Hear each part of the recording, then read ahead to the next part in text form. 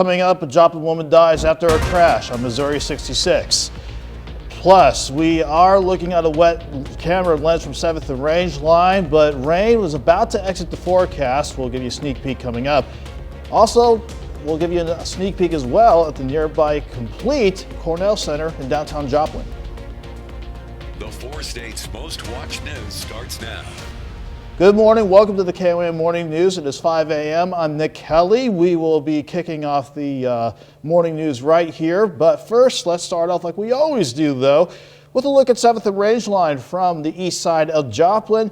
You are not mistaken. That is wet pavement because of rain coming in. Fortunately, though, we're not seeing a lot in the way of strong or even severe weather. Technically, there's still a severe thunderstorm watch for Nowata and Washington counties in northeast Oklahoma, and for our corners of Oklahoma and Arkansas, it's still technically a flood watch, aerial flood watch, until we hit about 10 o'clock this morning. But most of us have just seen generally light to moderate rainfall to get this morning started, and we are seeing this as a result of another upper level disturbance that triggered the rain and storms to our west and northwest late last night. But as far as temperatures go, mild, thankfully, to start the day out. We're sitting in the mid 60s right now. But as we go throughout the course of the day, I do want to keep an eye on maybe a few more isolated thunderstorms once we get the morning batch out of here. But we'll go to 74 by noon, afternoon highs around 82. We will dry out in the coming forecast, thankfully, but if you've been craving summer heat, more heat and humidity will be on the way for the coming week. We'll break that down in the full forecast coming up. First, some of today's top stories. A Joplin woman is dead after a crash Wednesday. It happened at Missouri 66 at Central City Road west of Joplin. Missouri State Highway Patrol says 71-year-old Cynthia Myers failed to yield to another vehicle. Myers was taken to the hospital where she was later pronounced dead. The driver of the other vehicle received moderate injuries. On Thursday morning, Quapaw marshals responded to a burglary in progress, a call near Highway 137 and 40 Road in Quapaw. Authorities say the suspect left the pickup he was driving after it became stuck at the scene and made his way on foot to a nearby housing area carrying a backpack. Marshals searched the area and located the suspect. Initially, the man gave a bogus name, but marshals were able to have a witness give a positive identification. He was arrested on burglary-related charges and outstanding warrants as well. Authorities have not yet released the name of the suspect. Oklahoma County's top prosecutor says he's investigating whether a recent campaign ad by Governor Kevin Stitt violates state law and ethics rules. David Prater confirmed yesterday he launched an investigation after a bipartisan group of House legislators suggested the ad violates state law. The 30-second spot titled Track Record touts Stitt's appointment of Attorney General John O'Connor, who's prominently featured in the second half of the ad. Now, state law prohibits a candidate from knowingly making or accepting a contribution of more than $2,900 to another candidate's committee. Stitt's campaign says it will pause airing the ad. U.S. Senator Roger Marshall and U.S. Congressman Mike Garcia introduced a new legislation to provide more safety to schools. The Safe Schools Act allows COVID relief dollars to be used toward providing schools in the elementary and secondary school emergency relief more physical security. The security could range from locks, panic buttons, and hiring armed school resource officers. School systems across the country received a combined $180 billion in relief and only used $30 billion of those funds. Missouri State Auditor Nicole Galloway gave Jasper County City the lowest audit rating attainable.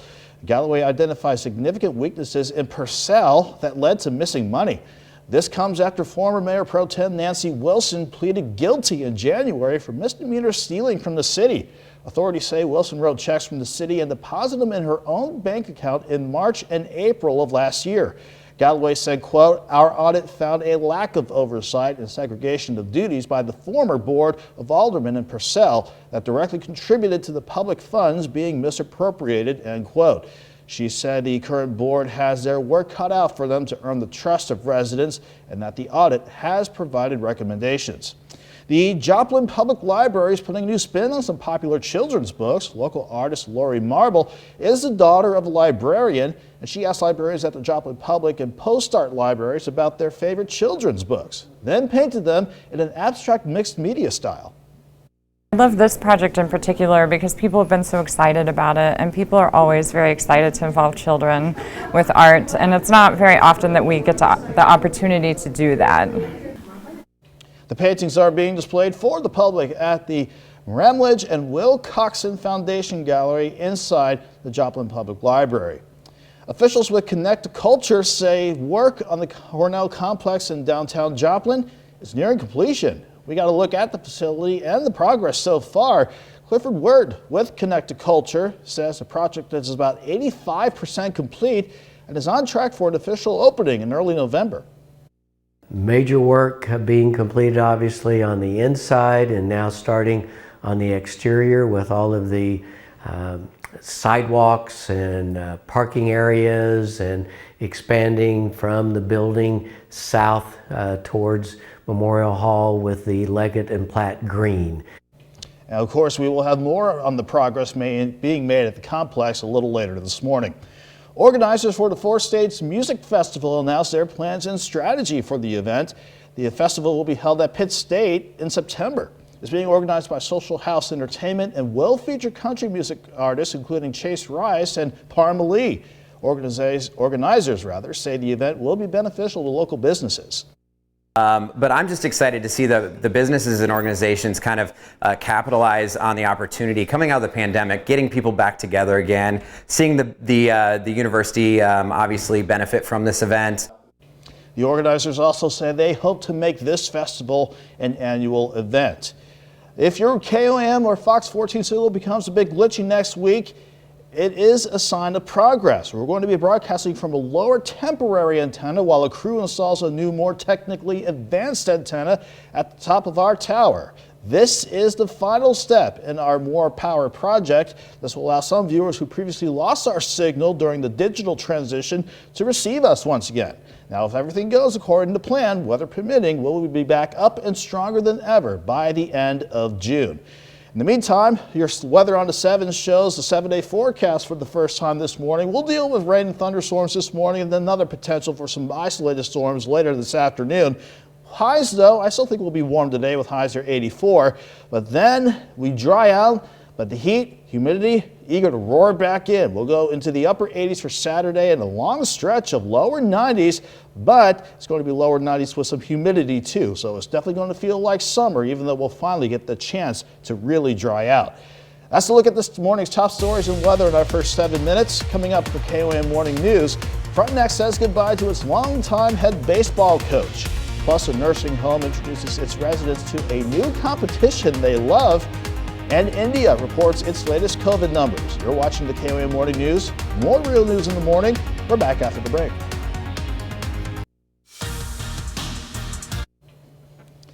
We're kicking off sports this morning, focusing on the Outlaws. After an off day on Wednesday, they managed to return to the field, but they were on the road facing the Sedalia Bombers in a Mink League South Division matchup. Joplin is 2-3 in their first 5 games of the season. Last night's game was the first of 19 straight for the Outlaws before their next day off. Joplin starts that 19-day stretch off right, winning this one 7-4. If you're wondering who they're playing tonight, they'll be facing off against Chillicothe. Frontenac head baseball coach Bill Sullivan is moving on from coaching. Sullivan has resigned as head coach after 24 years of leading the Raiders baseball program. Earlier this spring, Sullivan earned his 300th win as Frontenac's head coach. He finishes his career with 305 total wins in his 24 years. And on top of that, he led the Raiders to 4 CNC League titles, 3 appearances in the state tournament, and the program's first ever state title about 10 years ago. Here he is on why now's the right time to step away as the Raiders head coach. I've got 3 girls that are freshmen and soon to be sophomores, and they're playing softball. I'm on this field, they're on the other field, and I just don't get to see enough of them. I'm excited to be able to watch them, support them. It's going to be different. I mean, because I'm used to being here, and it's going to be a tough thing to step away from because I have a huge passion for it still. But it's their turn, and it's time for me to give my time to them. Switching to the collegiate side, the Oklahoma Sooners have a chance to earn a softball national championship.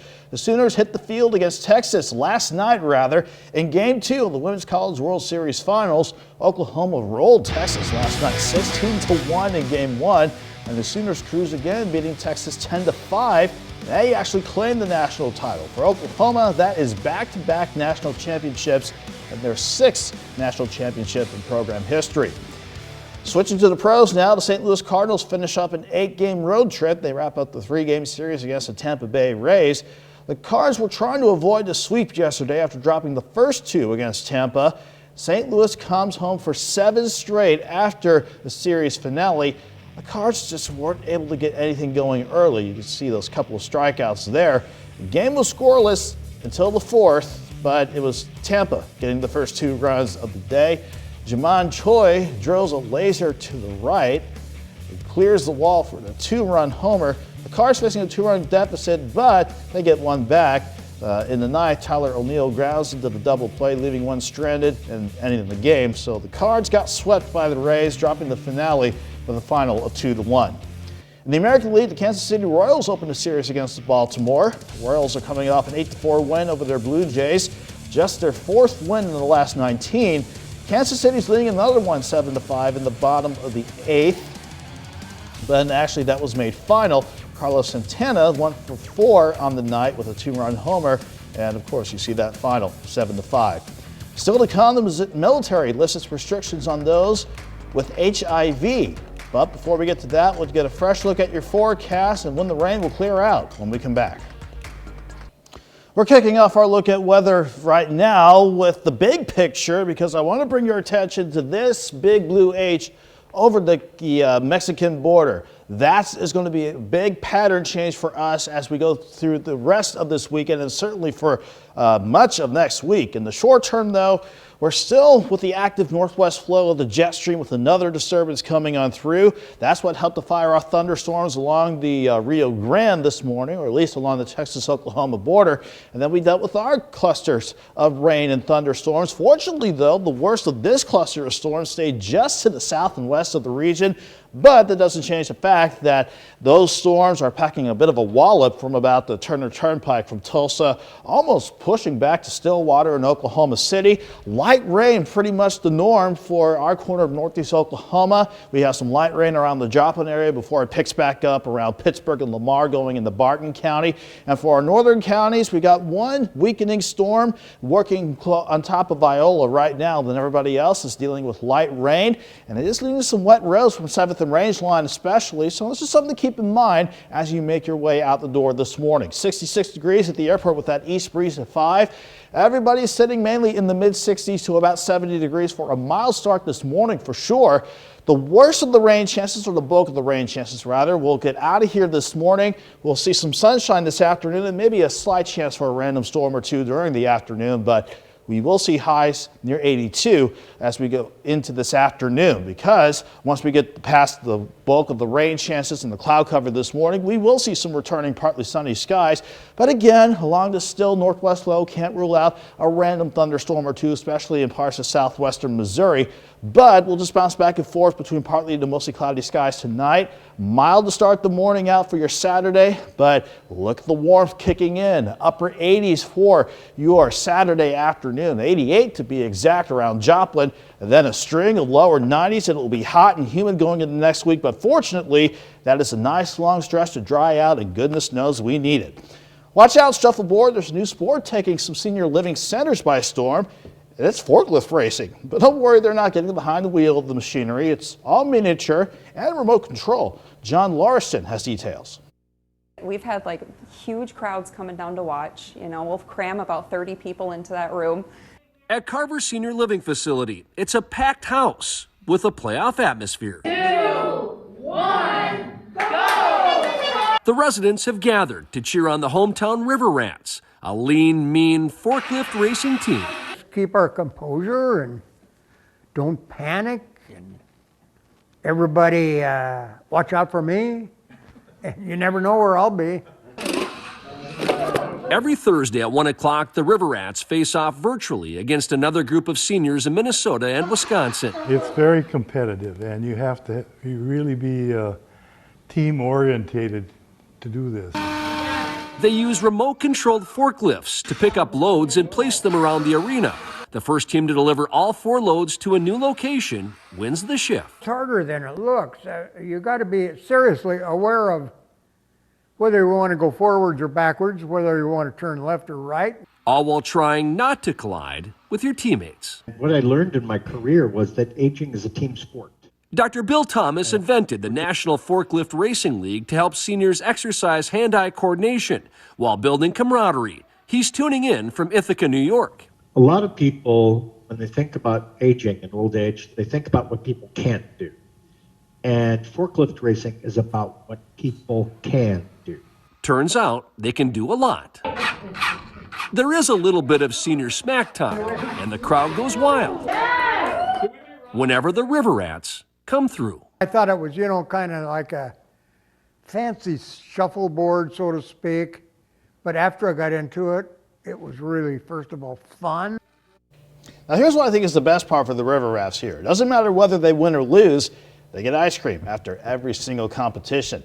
And that brings us to our something to talk about this morning. What's one hobby you have? We could be talking gaming, I'm guilty of that, reading, outdoor related hobbies, arts and crafts, whatever you have, we want to hear from you. Just head over to KOAMnewsnow.com/vote. And you can also vote with the KOAM News app, or you can scan the QR code so you can download it for free and take part. We'll be right back. Topping Health Watch this morning, India's daily COVID-19 infection rate has nearly doubled, bringing fears of a possible new and fourth wave of the pandemic. The country recorded more than 7,000 COVID cases on Friday for the second consecutive day. The last time that India reported a similar single-day caseload was back in early March. More than 500,000 people have died from COVID in India since the outbreak began. The Pentagon has changed its policy on HIV-positive service members. People who are HIV positive used to be banned from joining the U.S. military as officers or deploying abroad. But according to a Defense Department memo this week, the new policy says those individuals who are asymptomatic and who have a confirmed undetectable viral load will no longer face restrictions, and they cannot be discharged or separated from military service just because of their HIV status. According to the memo, the policy has been updated due to advances in the diagnosis, treatment, and prevention of the virus. The change in policy comes after a recent federal court decision that ruled the Defense Department policies were unlawful. Pregnant women with COVID-19 may be more likely to have babies who develop neurodevelopmental disorders in the first years of life. And that's according to a new study published in the journal JAMA Network Open. Researchers from Massachusetts General Hospital and Harvard Medical School looked at the health records of more than 7,000 babies, and they found 6% of those whose mothers had COVID during pregnancy were diagnosed with neurodevelopmental disorders within 12 months of birth. That's compared with 3% of infants whose mothers were not COVID positive during pregnancy, so not a huge difference. The study authors and outside experts say more research is needed, and if you are pregnant, you should do your best to avoid getting COVID-19.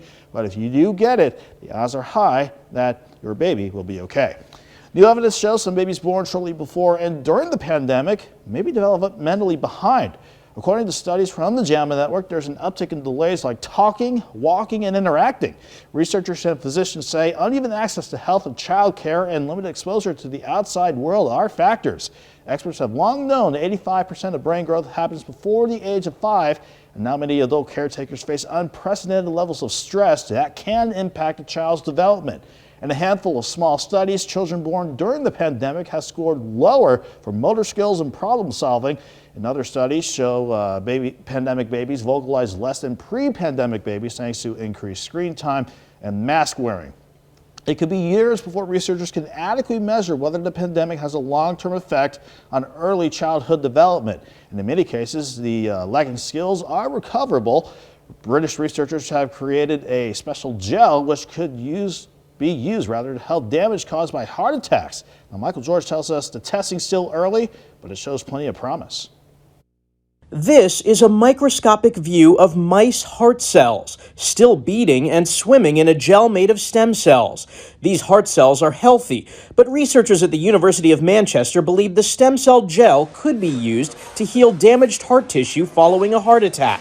Once delivered to the heart, it stayed in the heart and it remained there for 2 weeks. The gel also kept the regenerating stem cells alive and functioning. In the past, surgeons have tried to repair heart tissue by injecting stem cells not encased in gel into the heart, but the cells have not survived. It's looking like a very promising kind of the way that it would stay there and be able to hold the cells there for long enough for them to kind of integrate into the heart. The next step for researchers will be to inject the stem cell gel into mice heart cells damaged by a heart attack. If successful, human trials could follow. In order to get into clinical studies, we have to ensure that the hydrogel itself is compatible with the human body, that the stem cells are produced in a way that is safe and reproducible. It will be a matter of years before this technology can get through into the clinic. Coronary heart disease is the leading cause of death worldwide and in the U.S. Michael George, CBS News, New York. And researchers say the best way to keep a healthy heart is to prevent heart disease in the first place with a healthy diet, exercise, stress management, and avoiding all forms of tobacco. That's a look at some of today's top health stories. You are watching the KOAM Morning News, but before we go to break, another look at our forecast. We'll just focus on today. We'll have our good batch of rain and storms this morning, a break around lunchtime, then maybe a few isolated storms possible later this afternoon. We'll go near 67 by 8 a.m., 74 by noon, and push afternoon highs to about 82 degrees. We'll take another deeper look into the forecast and see where the rain is standing with the Skywatch Storm Tracker Network when the KOAM Morning News continues. Coming up, a Joplin woman dies after a crash on Missouri 66. Plus, we are dealing with some rain this morning, but we're going to finally get a chance to dry out. We'll break down the forecast coming up. Plus, we'll give you a sneak peek of the nearly complete Cornell Center in downtown Joplin. Good morning. Welcome to the KOAM Morning News. It is 5:30. I am Nick Kelly. We are going to kick this half hour off with a fresh look at 7th and Range Line, and no thunderstorms from my point of view around Joplin, but plenty of wet pavement as rain has entered the picture.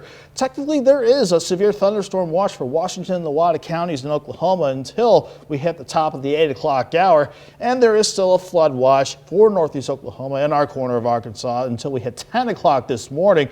Fortunately, we're not seeing a lot of heavy rain on the radar, but we are seeing areas, well, plenty of light rain at the very least, but some pockets, sure, of moderate rain across parts of the region. At least the big time storms managed to avoid us to our south and west, and one storm that was strong coming in from the north has weakened. So we're looking okay to start the morning out. Temperatures in the mid 60s, but as we go throughout the course of the day, we're going to see more sunshine as we go into the afternoon, but we're going to hold on to maybe a few isolated storms, a chance for it at least, later this afternoon with highs near 82. We'll get another look at the extended forecast coming up in a bit, but let's get a fresh look at our top stories on this Friday.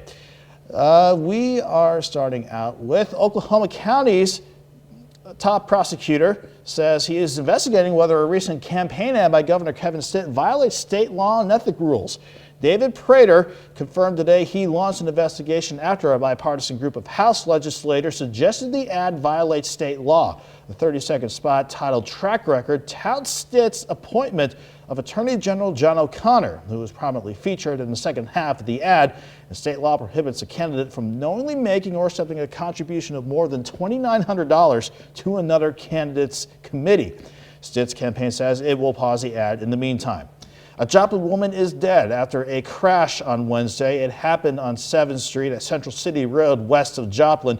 Missouri State Highway Patrol says 71-year-old Cynthia Myers failed to yield to another vehicle. Myers was taken to the hospital where she was later pronounced dead. The driver of the other vehicle ended up receiving moderate injuries. U.S. Senator Roger Marshall and U.S. Congressman Mike Garcia introduced new legislation aiming to provide more safety to schools. The Safe Schools Act allows COVID relief dollars to be used towards providing schools for elementary and secondary school emergency relief and more physical security. And that security could range from locks, panic buttons, and hiring armed school resource officers.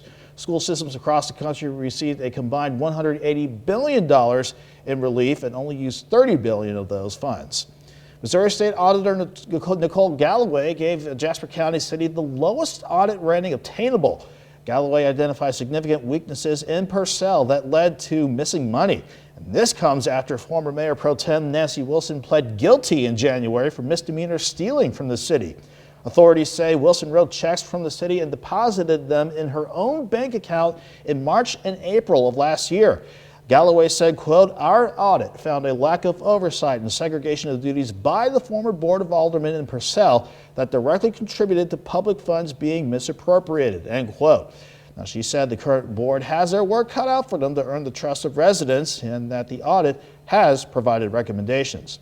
Switching to Joplin, officials with the Connect Culture say work on the complex, the new Cornell complex, is nearing completion. KOAM's Chris Warner gets a look at the progress so far. 13 years ago, what you're seeing now began as a dream. About a year and a half ago, that dream was turned into reality as ground was broken on the Harry M. Cornell Arts and Entertainment Complex. Thursday, Clifford Wirt with Connecticulture says that dream is 85% complete. Major work being completed obviously on the inside and now starting on the exterior with all of the sidewalks and parking areas and expanding from the building south towards Memorial Hall with the Leggett and Platt Green. Wirt says this complex is vital to Joplin's growth. The high demand for people to live in this area and to have an amenity like a performing arts center and a visual arts center that's easily accessible is just going to make Joplin that much more of a dynamic community. Wirt adds that this isn't just one person's dream being willed into reality, it's the efforts of a city. This is the community. These are individuals, businesses, organizations, and foundations that are investing their private dollars into Joplin's economic future. And it just is so exciting to see then the ripple that is absolutely going to happen. When it's done, Wirt says it's going to be a facility that has a continuous impact on the region. It is a community asset that is going to not only serve the Joplin citizens, but it's going to attract people from across the area to come and enjoy both visual and performing arts, to be able to enjoy the outdoors, to be able to enjoy the indoors. In Joplin, Chris Warner, KOAM News. Wirt says they hope to move in by October and have the official opening this early November. Switching back to the forecast with your weather on the 7th, with it almost being 5:37, we have to deal with a good deal, for lack of a better word, of rain and thunderstorms this morning. We'll give a break in the action around lunchtime with some partly sunny skies, and we'll try to throw in a few more isolated storms later this afternoon with highs at 82. Quick look at the extended forecast, though, as it's dry for the rest of the weekend and all the way through Wednesday of next week, but that's when the summer heat and humidity will kick in with upper 80s on Saturday and lower 90s for much of next week. Switching to our something to talk about this morning, it's hobbies. A senior living facility in Minnesota introduced something new to their seniors, and that's forklift racing. And that's right, forklift racing. Now, don't worry, they're not bringing in actual forklifts. They're actually tiny remote-controlled forklifts. The team virtually plays other nursing homes in forklift racing. What they do is use their remote-controlled forklifts to pick up loads and place them around the arena. The first team to deliver all 4 to a new location is declared the winner. This brings us back, though, to our something to talk about this morning. What are some of your hobbies? There could be gaming. I'm certainly guilty of that.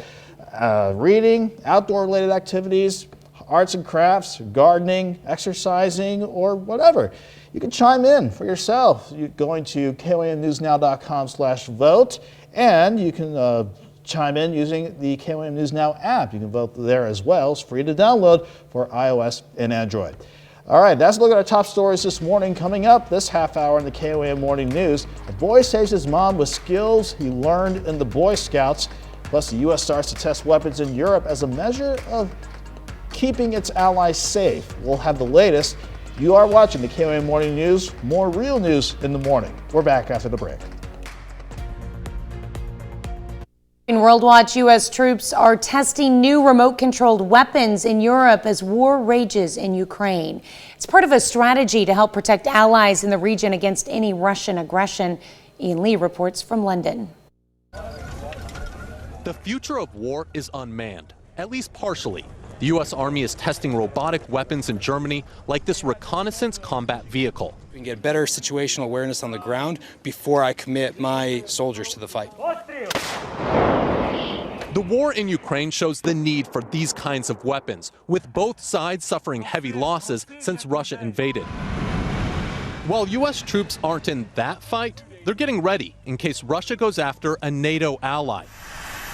And in the fog of war, the military believes robots could save soldiers' lives. instead of sacrificing all 4 of my men initially, or 6 of my men out there, I can send this up front first, do the probing, get the positive identification at other tanks. Ukraine also exposed the importance of logistics, getting supplies safely to the front lines. Robotic trucks can keep troops well armed while reducing the risk to drivers. Think of this technology like following the leader. So what we have here is a kit that goes onto an existing truck. And then as that first vehicle is driven by humans, the other vehicles can reproduce the path robotically. Giving the U.S. military a path to keep soldiers safe on the battlefield. Ian Lee, CBS News. Part of the U.S. mission in Europe is to make sure the robotic weapons can work effectively alongside U.S. allies. That's a look at some of your biggest headlines from around the world. We'll be right back with the news you need to know before you head out the door. Here's a check of today's top headlines, the news you need to know before you head out the door. Oklahoma County's top prosecutor says he's investigating whether a recent campaign ad by Governor Kevin Stitt violates state law and ethics rules. David Prater confirmed he launched an investigation after a bipartisan group of House legislators suggested the ad violates state law. The 30-second spot titled Track Record touts Stitt's appointment of Attorney General John O'Connor, who was prominently featured in the second half of the ad. State law prohibits a candidate from knowingly making or accepting a contribution of more than $2,900 to another candidate committee. Stitt's campaign says it will pause airing the ad. A Joplin woman is dead after a crash on Wednesday. It happened at Missouri 66 at Central City Road, west of Joplin. Missouri State Highway Patrol says 71-year-old Cynthia Myers failed to yield to another vehicle. Myers was taken to the hospital where she was pronounced dead. The driver of the other vehicle received moderate injuries. U.S. Senator Roger Marshall and U.S. Congressman Mike Garcia introduced a new legislation to provide more safety to schools. Safe Schools Act allows COVID relief dollars to be used towards providing schools in the elementary and secondary school emergency relief more physical security. The security could range from locks, panic buttons, and hiring armed school resource officers. School systems across the county received a combined $180 billion in relief, only used $30 billion of those funds. Missouri State Auditor Nicole Galloway gave a Jasper County city the lowest audit rating obtainable. Galloway identified significant weaknesses in Purcell that led to missing money. This comes after former Mayor Pro Tem Nancy Wilson pleaded guilty in January for misdemeanor stealing from the city. Authorities say Wilson wrote checks from the city and deposited them in her own bank account in March and April of last year. Galloway said, quote, "Our audit found a lack of oversight and segregation of duties by the former Board of Aldermen in Purcell that directly contributed to public funds being misappropriated," end quote. She said the current board has their work cut out for them to earn the trust of residents, that the audit has provided recommendations. That's a check of today's top headlines, the news you need to know before you head out the door. Before you head out the door, grab the umbrella because we're dealing with rain and some thunderstorms this morning. Thankfully, nothing too heavy. Fingers crossed it stays that way through the rest of the morning. But we'll see a few isolated storms later this afternoon. Despite all of that, we are going to trend warm once again. After we get out of the mid-60s this morning, we'll push to 74 by noon. Afternoon highs today, right around 82 degrees. Looking beyond today, tonight, we're going to finally start to dry out and change our weather pattern to a drier one. So we're going to use that to our advantage and keep things dry later tonight. We'll drop back through the 70s, back down to 66 for tomorrow morning with the south breeze at 5 to 10. And as far as the extended forecast goes, it is about time that we see a prolonged dry stretch, and goodness knows we deserve it. But along with that dry stretch come the way, it's going to mean a return of the summer heat and humidity. We'll go about 88 degrees for your Saturday afternoon and a long stretch of lower 90s. And on the days where we can use the heat and humidity to squeak out a few thunderstorms, it is going to feel like the mid 90s to 100 in some of those hot afternoons. 13-year-old from Sterling Heights, Michigan is honored for saving his mother's life. The young man learned what to do in a life or death moment from the Boy Scouts. Taryn Asher has more on the story. I wouldn't be here if it wasn't for him. I really wouldn't. Jennifer Jakobisen gets emotional thinking about what happened earlier this year when the family gathered around the table to eat a quick pasta dinner before church.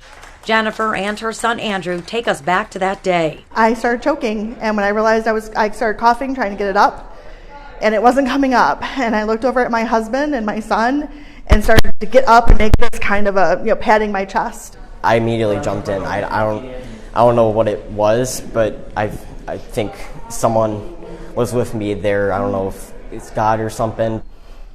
I was crying the whole time, of course, thinking this was it. I looked at my husband at one point thinking, why isn't he on the phone calling 911? Jennifer tells us she was moments away from losing consciousness until her 13-year-old son, using the first aid skills he learned in Boy Scouts, sprang into action. I got behind her. I started performing the Heimlich. That didn't work, so I was like, oh, I got it quickly.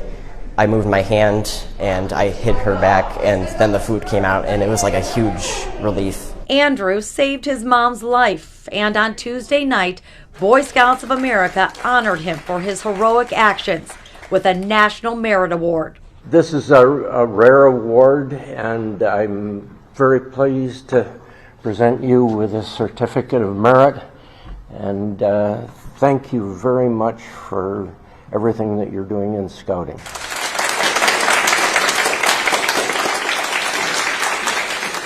Jennifer is forever grateful to her son and the Boy Scouts for teaching him the Heimlich maneuver. Andrew, who is in the 8th grade at Michigan Connections Academy, hopes this will inspire others to learn, because you never know when it could save someone's life. Beyond proud. Beyond proud. Our whole family is. And it was like a huge relief. I saved my mom. Of course, it took a while to fully accept that, but I was like, oh yeah, my mom is safe. That's really good. I'm going to have my mom around for longer. The Boy Scouts of America teaches you a lot of wonderful skills, and one of the cool things about the merit badges that you earn is the first requirements in almost every single merit badge is basic first aid skills, no matter what it is. So like they ingrain that into the youth, like year after year, everything that they earn. So that's really awesome. Proud of that young man. We'll be right back with another look at your forecast.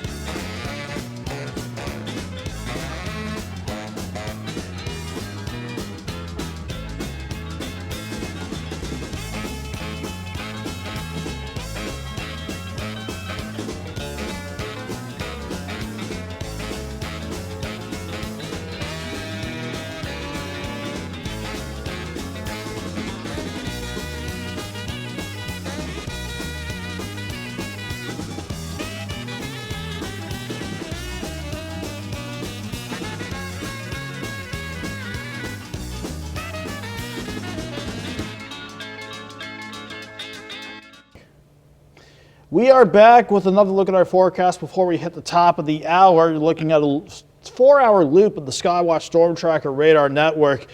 Fortunately, for those of you that didn't want the strong to possibly severe storms this morning, all that action skirted mainly around the area, especially that big cluster that worked through Wichita and is making its way over the Turner Turnpike across central parts of Oklahoma.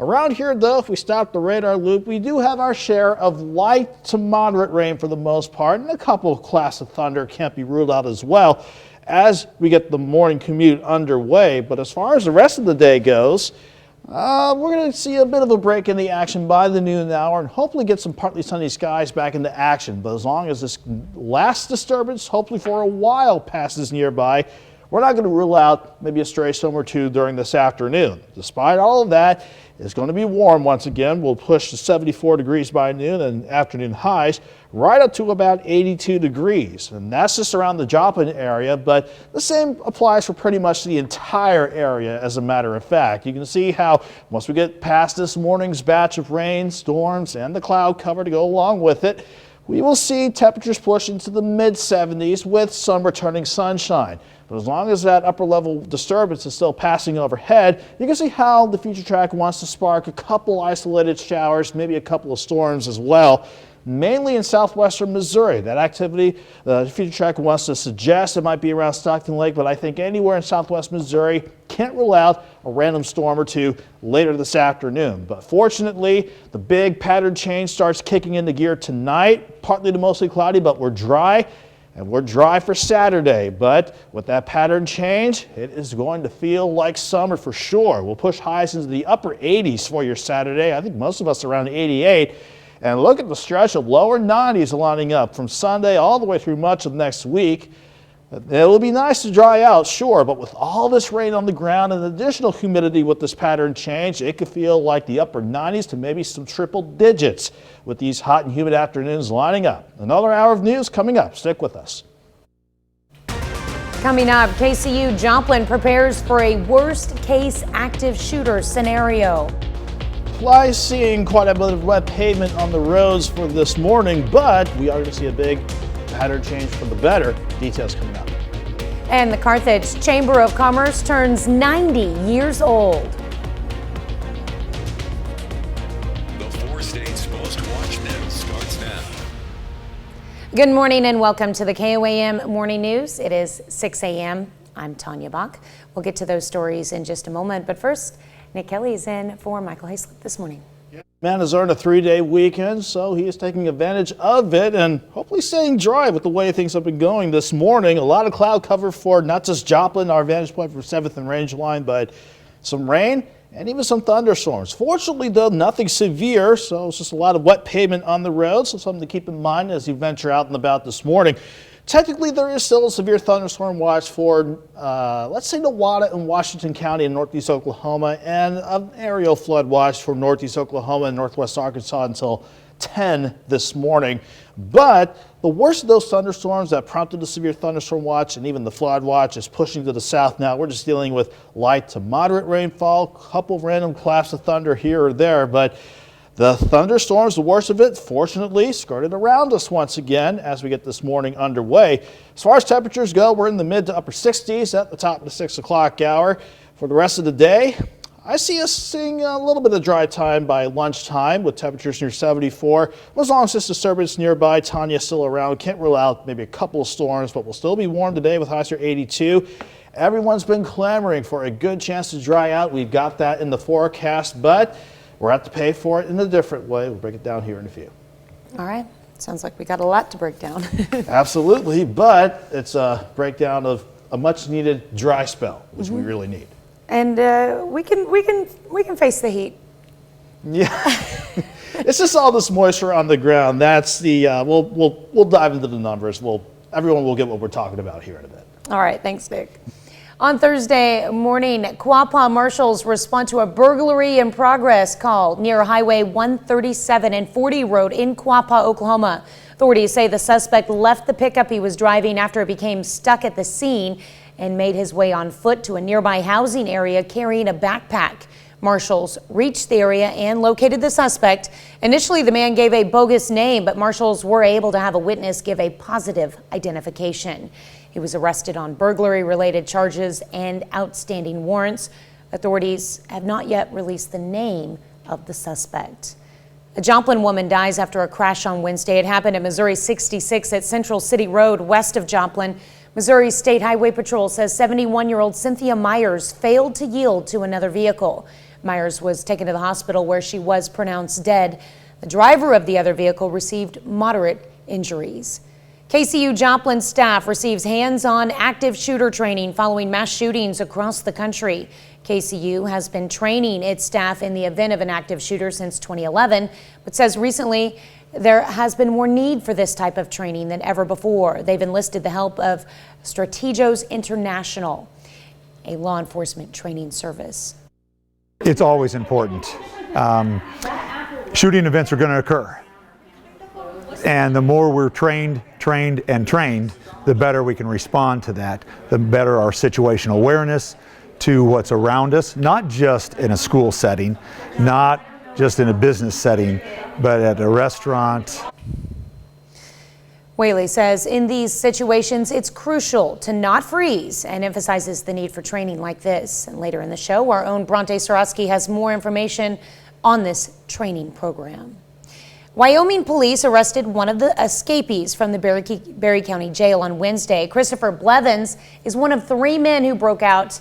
The other 2 are still at large. Madison Horner gives us the details on the escape and law enforcement's reaction going forward. Berry County Sheriff Danny Boyd says the inmates stole a farm truck after the 3 escaped. It was later found in Kansas, where Boyd says he thinks the men parted ways. We believe that he stole another vehicle not very far from where he dropped that one off, and then was still headed towards Wyoming. The night of the escape, investigators say the men cut a hole in the ceiling and broke the doors to the jail's hot water storage room. The night the 3 men fled, staff didn't complete bed checks as other inmates were being booked at the time. It wasn't until Friday morning that jail workers discovered the inmates were missing. Those employees are not on any form of administrative leave. Jail staff are currently using plywood to cover the holes used in the escape because they say you can't plaster them back. I have been talking with our commissioners.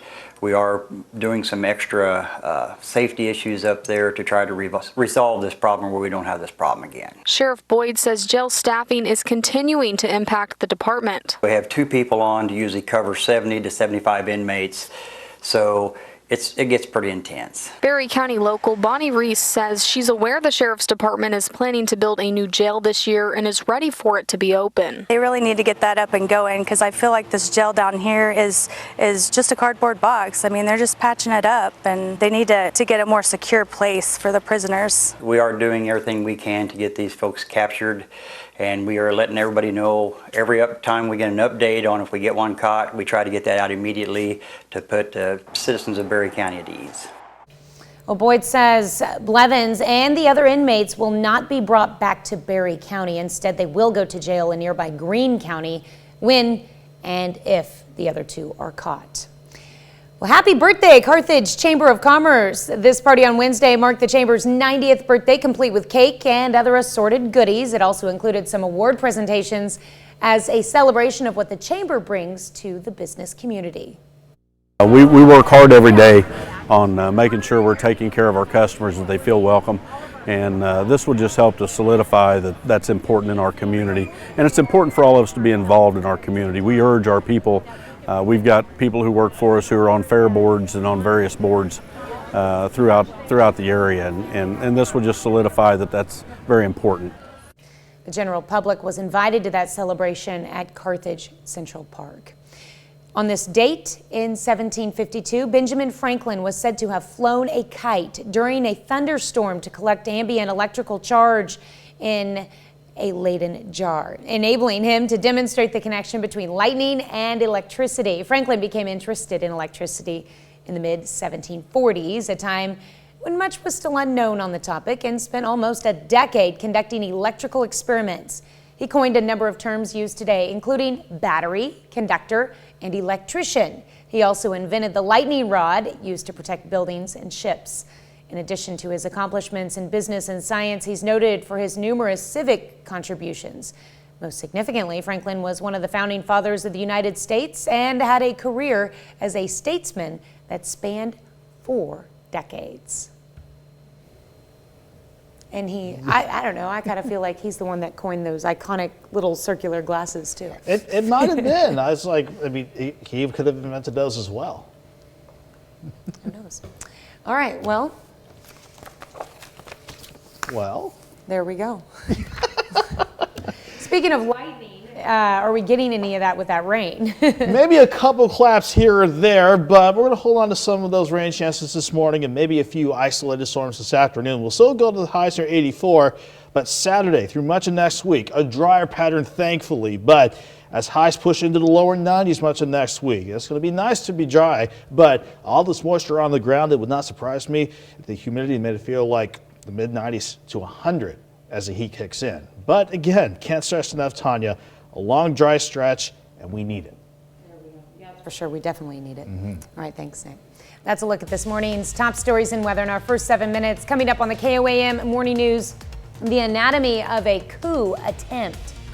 The House committee investigating the January 6th attack on the U.S. Capitol says the day was a culmination of an attempted coup.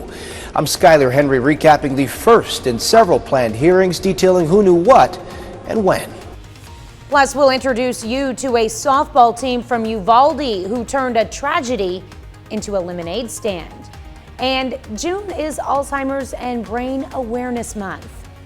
Raising awareness about common stigmas and misconceptions people have about patients with early-stage Alzheimer's disease and other dementia. I'm Danya Backus with what patients living with the disease want you to know.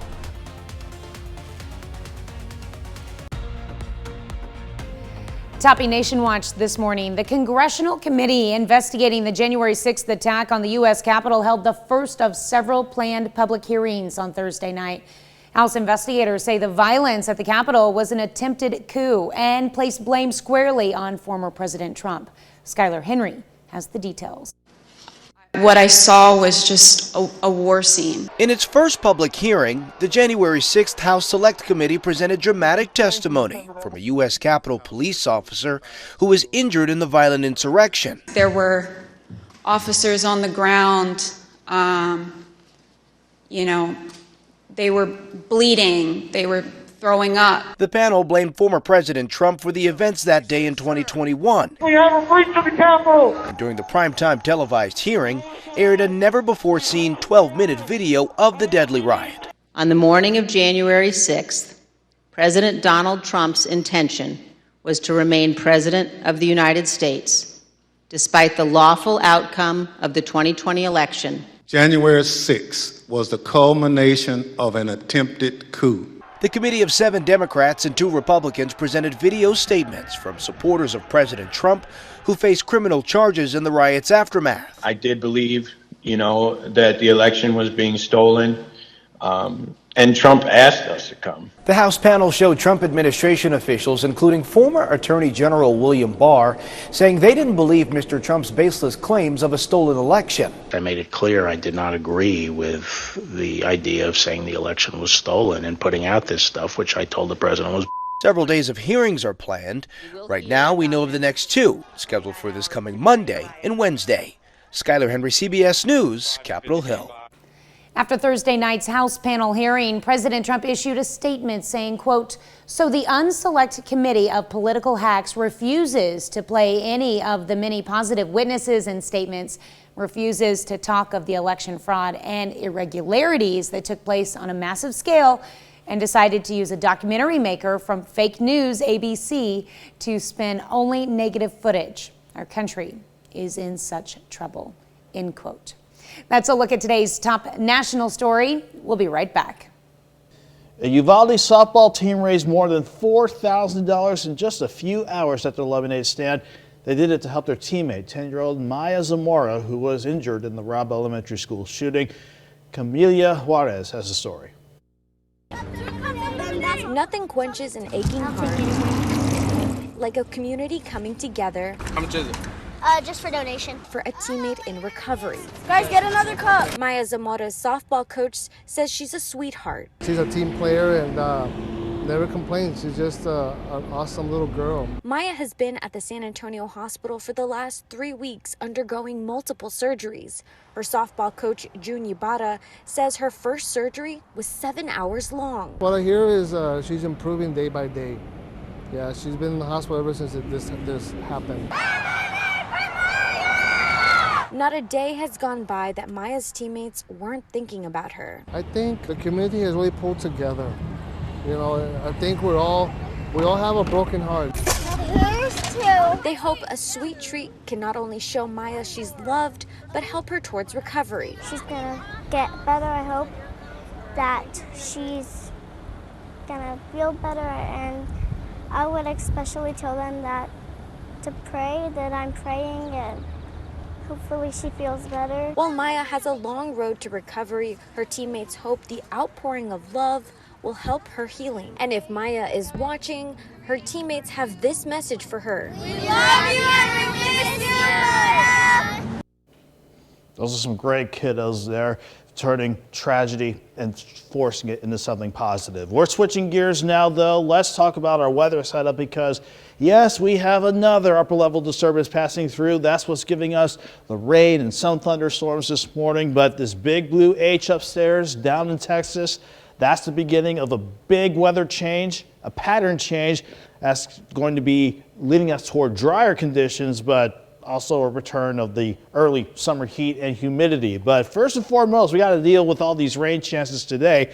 Thankfully, the bulk of the strongest and severe storms skirted around the area, especially that complex that worked through Wichita a couple hours ago. That's continuing to really, actually falling apart as it nears the I-40 corridor around McAllister, Oklahoma.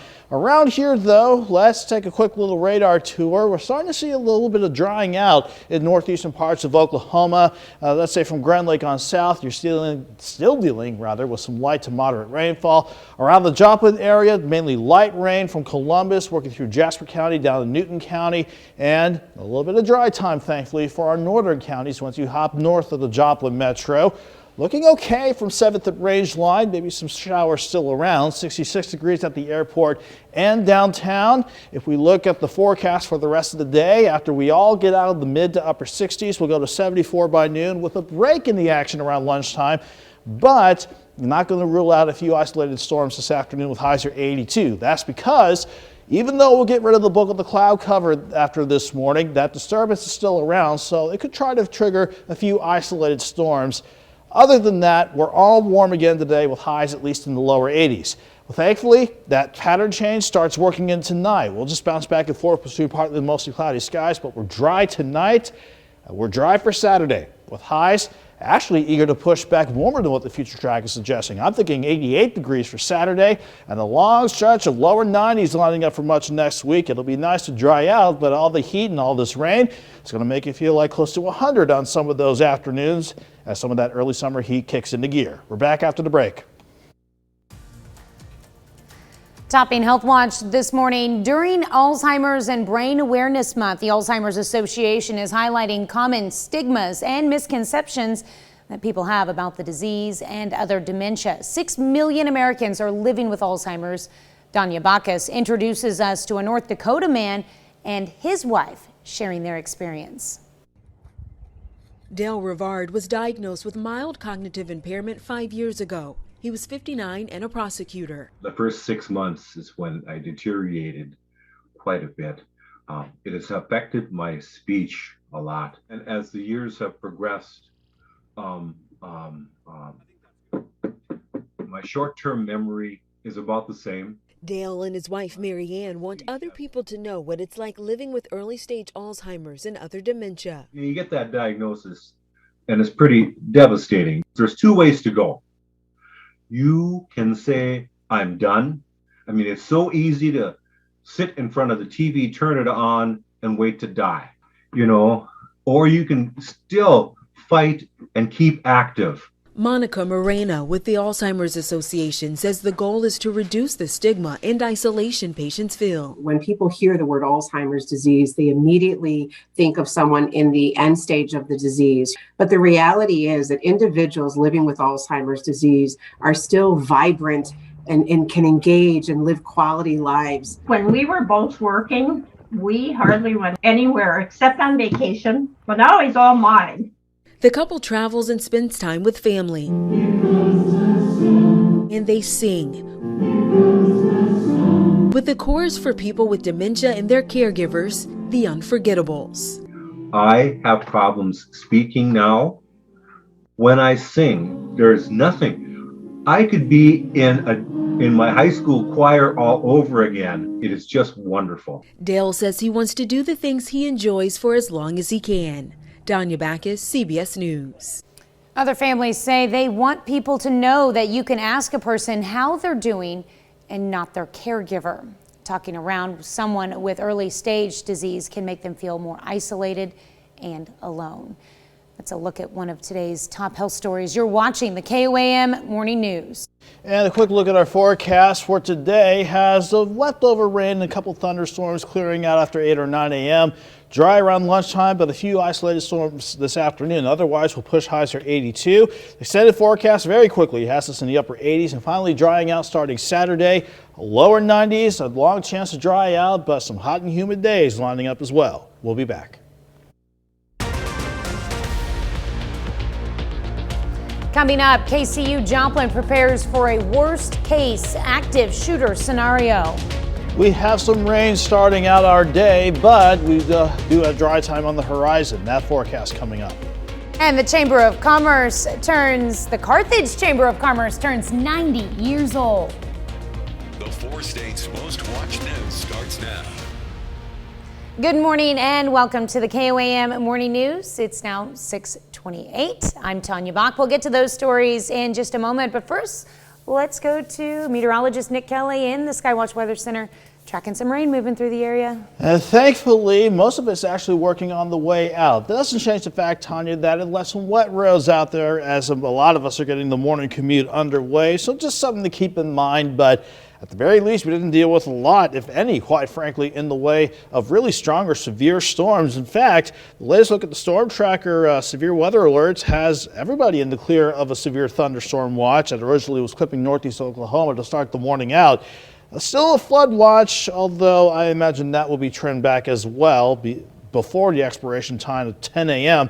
because most of us now are just dealing with light to maybe moderate rainfall from about, let's say, Stockton Lake to Jasper to Columbus to Bartlesville, points south and east. The bigger storms thankfully skirted around us yet again, but as long as this disturbance is nearby, we're not going to rule out maybe a couple more storms later today. But we're in the mid-60s right now. Quick look at the day ahead has us pushing near 74 with at least some returning sunshine by noon, and then maybe a couple storms later this afternoon, Tanya, but we'll still be warm with highs near 82. Fortunately, though, a big pattern change is going to mean a return of the summer heat, but a good chance to dry out. We'll break that on the 7-day coming up in a bit.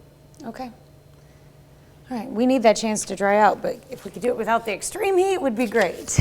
Well, we'll break down the numbers. I think they'll be tolerable, but it is going to feel like summer, especially as we get through the rest of the weekend. All right, thanks, Nick.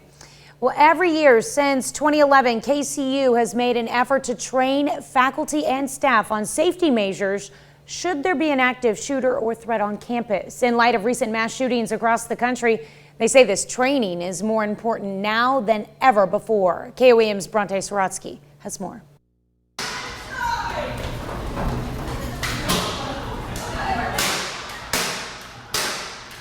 As mass shootings across the country increase, so does the need for training for these types of situations. We're just doing a scenario. It's why KCU Joplin has been hosting active shooter simulations for staff since 2011, although some staff say it's more important now than ever. Unfortunately, it's become common to have gun violence in places like schools, universities, hospitals, churches. Yes, it's critical. For the simulation, the medical school enlisted the help of Strategos to train their staff in various situations. They even have to, belay under the table because that thing is heavy. It's always important. Shooting events are going to occur.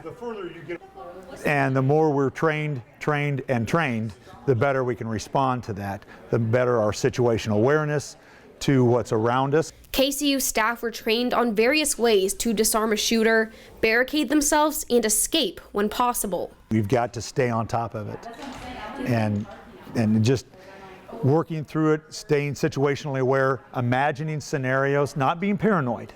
I'm not talking about being paranoid. Paranoid will freeze you, but being trained and be situationally aware and cognitive of your surroundings. One staff member taking part, Jo Ensko, says her military background prepared her for this kind of training. I feel I'm very responsible for every person in this building. That's just part of my role, but I think it also is my background. I really feel that you just don't leave someone behind, and I would make sure everybody in here is protected. Honestly, every adult should have some form of training like this. In Joplin, Bronte Sorotsky, KOAM News. KCU students are next to receive this training, and that will happen in mid-July. Well, happy birthday to the Carthage Chamber of Commerce. This party on Wednesday marked the Chamber's 90th birthday, complete with cake and other assorted goodies. It also included some award presentations as a celebration of what the Chamber brings to the business community.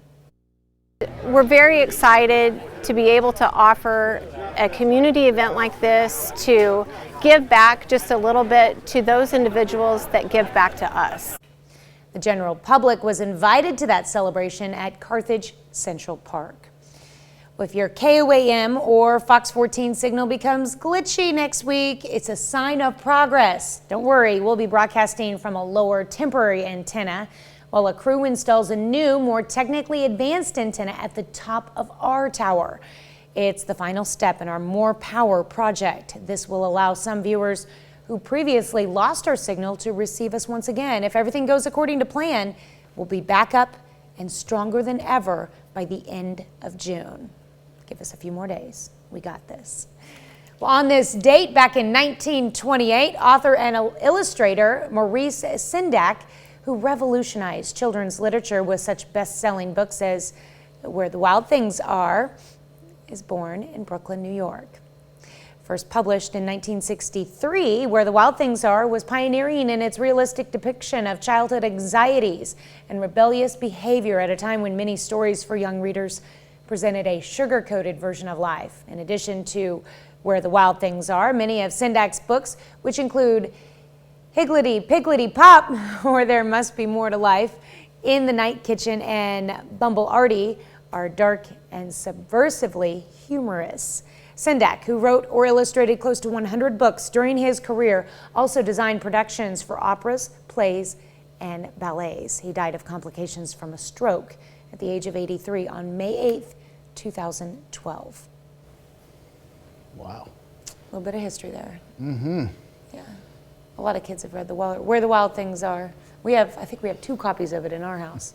I remember reading it in elementary school, but I don't think we ever had the book. I might need to pick it up for myself. Yeah, why don't I? But it's one of those things that, like, you pick it up again, you go back to your childhood, you have to read it again. Mm-hmm. Yeah, that really encourages imagination, too. It does. Yeah. Should we do a quick weather check? Let's do. All right, we are taking a quick look at the 7-day forecast. We're going to have to deal with the rain left over this morning, then maybe a few more isolated storms this afternoon. Otherwise, we'll be warm again. Highs pushing into the lower 80s, but drying out finally for the rest of the weekend and through much of next week. But along with the dry spell, we're going to have the heat and humidity cranking back into gear. Highs in the lower 90s for much of next week, and the humidity will make it feel even hotter than that. Well, that's a look at our top news stories coming up this half hour in the KOAM Morning News. Self-driving cars working with human drivers. The systems in today's new cars can help prevent a crash. I'm Elise Preston with new research showing how the technology cannot stop every accident. Plus, forklift racing. It sounds like a hobby we can get behind. Can you? We want to know what sort of hobbies you like to participate in. We'll let you weigh in. We'll be right back. In Consumer Watch this morning, the average price of gasoline is hovering right around $5 a gallon nationwide for the first time ever. And that's according to AAA. California has the highest average at around $6.40 a gallon. Gas prices are up 25 cents in just the last week and have soared $1.90 from a year ago.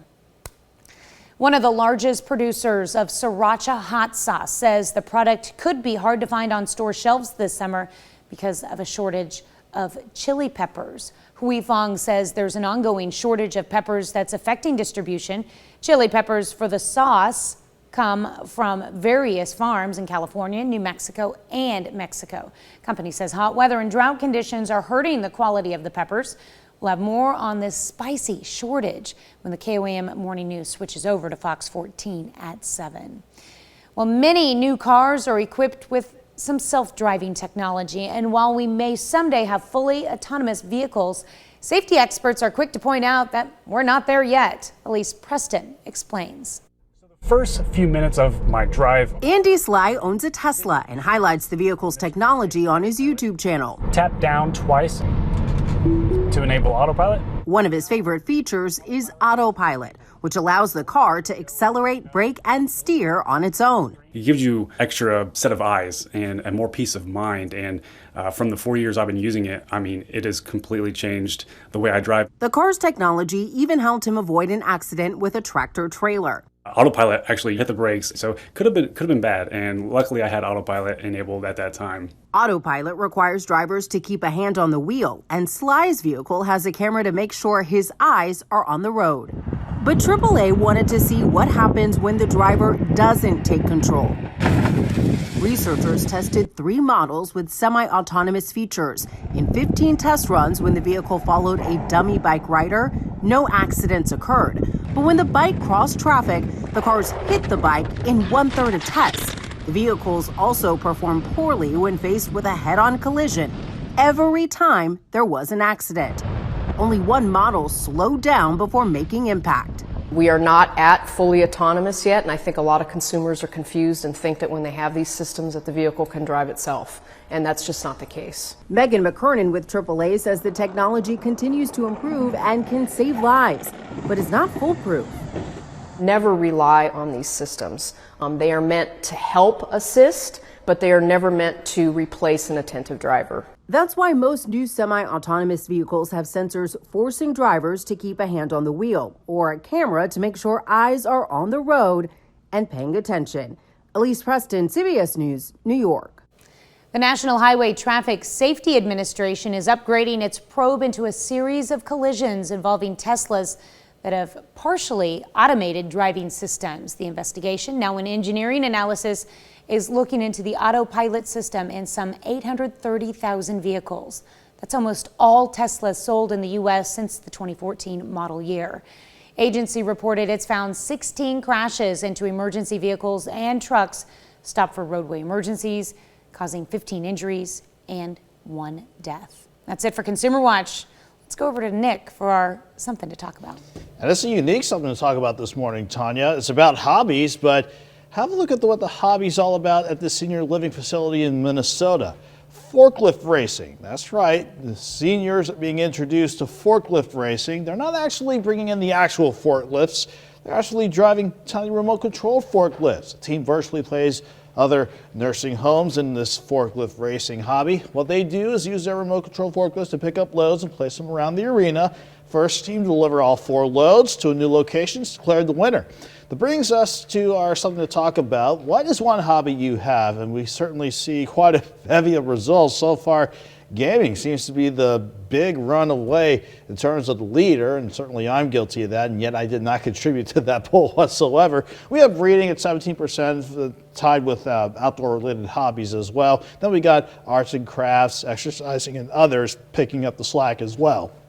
Excuse me. You can continue to join in and chime in by going to KOAMNewsNow.com/vote or vote using the KOAM News Now app. We'll be back with birthdays and our today's 4-state hero after this.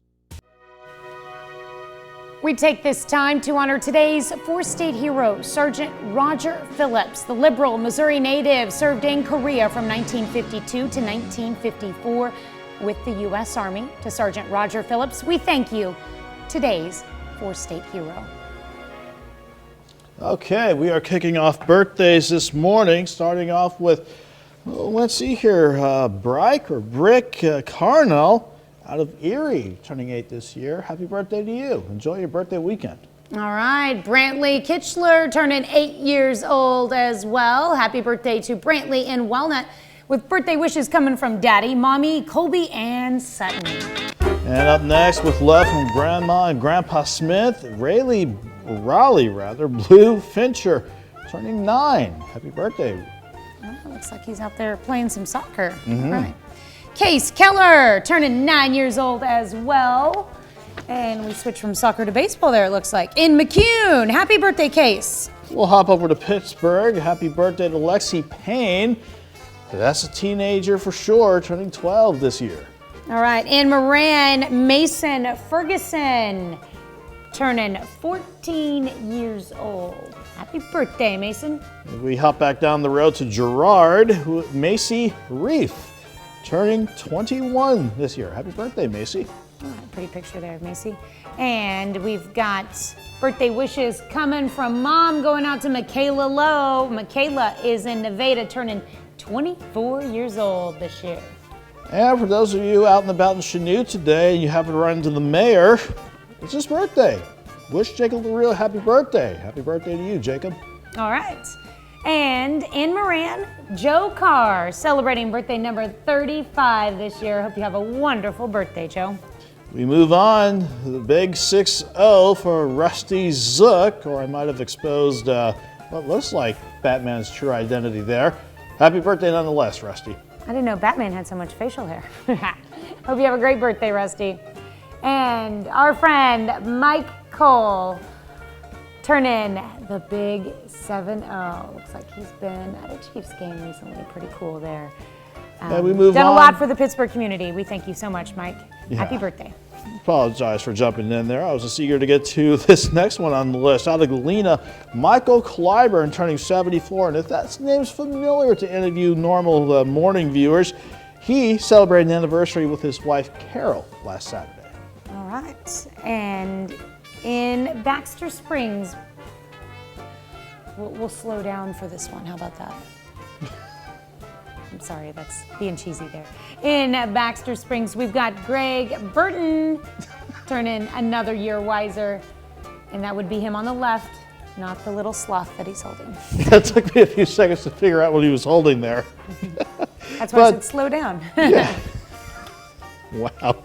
Okay, we are moving on. So let's go over to Crestline. Happy birthday to Miss Barbara Duncan. Hope you have a great birthday weekend, Miss Barbara. All right, happy birthday, Barbara. And we've got anniversary wishes going out to the Hone Shells. Congrats to Jonathan and Jessica, 4 years together. They are in Carthage, Missouri, celebrating their 4th anniversary. Jonathan and Jessica Honeshell. We're not forgetting about the Burrs either. Chris and Amanda out of Lamar. 22 years together, and hopefully many more for you too. Happy anniversary. All right, that look like is that Epcot in the background? Looks Something like Epcot that? indeed. Pretty cool. All right, and Honeshells and Burrs are celebrating, and so are the Gregs. Great picture there of Bobby and LaDonna Gregg in Neosho celebrating 39 years together. And I'm going to butcher the last name, but this is a special golden anniversary for Joe and Beverly. It's either Cleason or Clyson, but out of Erie, happy 50th anniversary to you two. All right, congrats to Joe and Beverly and everyone celebrating an anniversary. We've got a few more birthdays to announce as well. Marilyn Overman, happy birthday to you in Sheldon. Marilyn Pope is celebrating in Columbus, and down in Miami, Chris Fowler, happy birthday.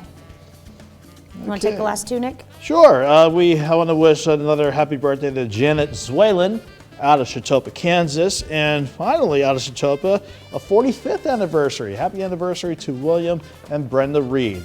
And of course, if you want us to give you a birthday or anniversary shout out, easy to do. Send it to birthdays@KOAMTV.com or birthdays@KOAMNewsNow.com. All right, and you can be a part of the KOAM Birthday Club. All you have to do is go to our website and sign up, and you'll get special deals from local businesses. Go to KOAMNewsNow.com and sign up for the KOAM Birthday Club today. Now, coming up when the morning news switches over to Fox 14, we'll hit the greens to tell you about a brand new golf league backed by the Saudi government, actually poised to go head-to-head against the PGA, and that's coming up at 7 o'clock over on Channel 14. In the meantime, let's get right to the forecast once again, because we are still dealing with at least the leftovers of some rain this morning, but you can see how the biggest chances for thunderstorms skirted around the area, coming out through Wichita and then really blossoming once again across southern Oklahoma and central and southwestern parts of Arkansas. But around here we did see some light rain still trying to linger, mainly along and south of the I-44 corridor, and then you see some more moderate rainfall around Table Rock Lake and then shifting back south. But at least around the Joplin area we're seeing some more dry weather return, but the cloud cover is still out there at 7th and Rangeline. We we are sitting at 66 in Joplin with an east breeze at 15 miles per hour. We're in the middle of getting this morning's rain chances out of here. Then we'll see a little more sunshine by noon with highs near 74. We'll top out at 82 this afternoon. With this disturbance passing by, though, can't rule out a few more isolated storms late this afternoon, but most of you should be dry during the day.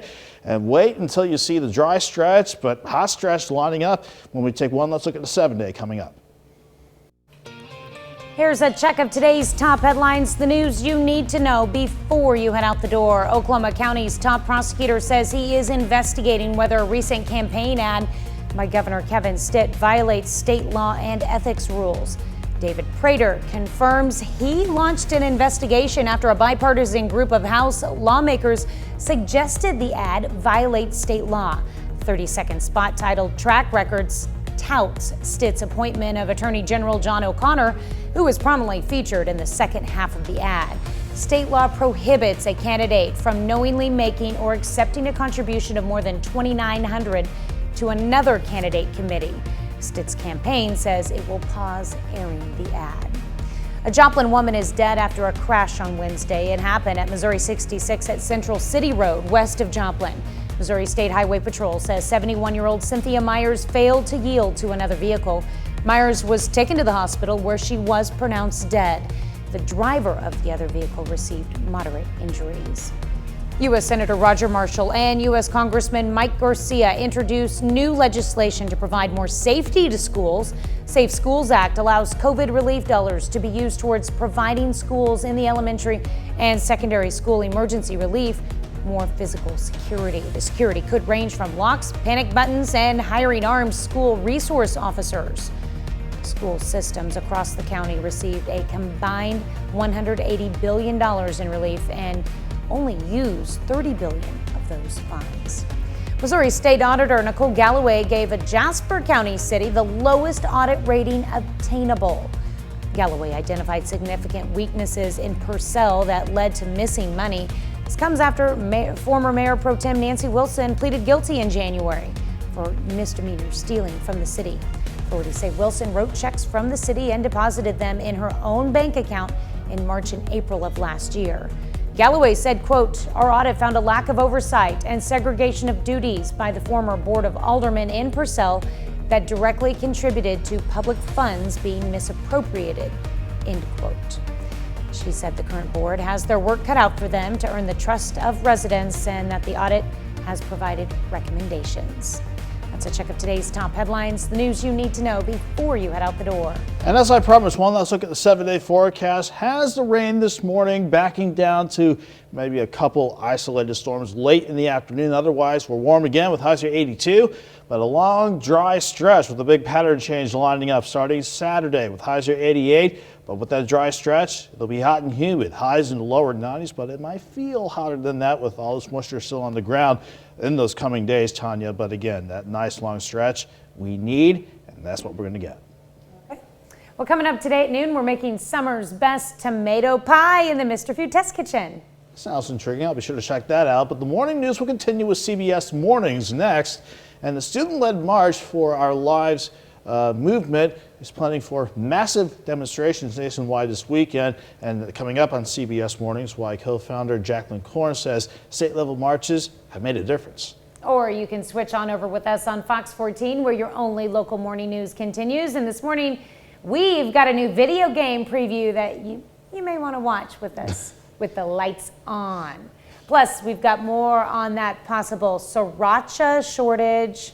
So if all that sounds intriguing, stick with us. We'll continue the fun here at 7 right on Channel 14. In the meantime, let's wrap it up for now here. We'll see you back here on Monday morning.